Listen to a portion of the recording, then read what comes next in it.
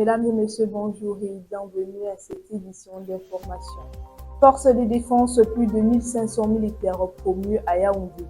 Discipline, mérite et loyauté récompensée. Le 1er janvier 2026, plus de 1500 personnels des forces de défense camerounaises ont reçu leur nouveau galon lors d'une cérémonie solennelle organisée à l'esplanade de la brigade du quartier général de Yaoundé.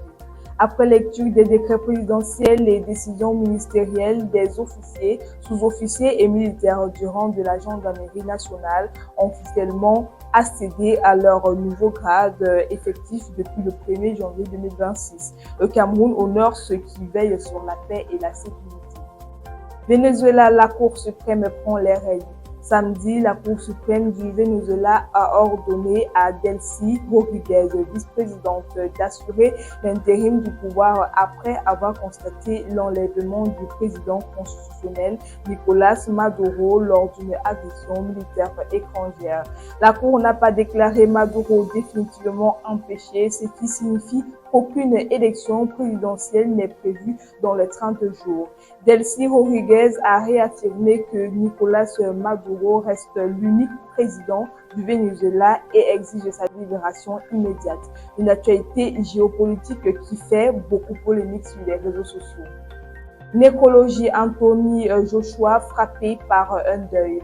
Le boxeur britannique Anthony Joshua traverse une période d'intense douleur après le décès tragique de ses proches collaborateurs victimes d'un accident de la circulation au Nigeria survenu il y a quelques jours. Anthony Joshua, qui aurait échappé de justesse au drame, demeure profondément affecté sur le plan psychologique. De ce fait, il s'est rendu auprès des familles de ses deux amis avec lesquels il partageait une relation de plus de 10 ans.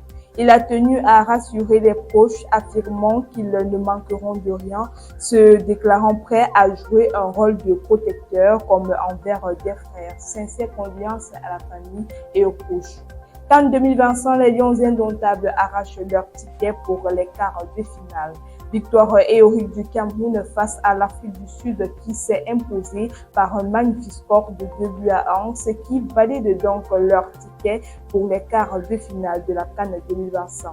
La tactique de David Pagou a encore payé. Le coach de Coton Sport de Garoua, après avoir pris les rênes de la sélection nationale, affirmait que son but était de faire mieux que son prédécesseur Gilbertson en Côte d'Ivoire, soit aller au-delà des huitièmes de finale. L'objectif a donc été atteint. Aujourd'hui, le rêve d'un 6e sacre est vivant plus que jamais.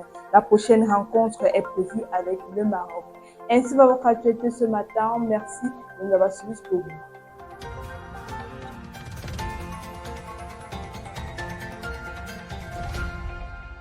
Campus TV, nous sommes ensemble.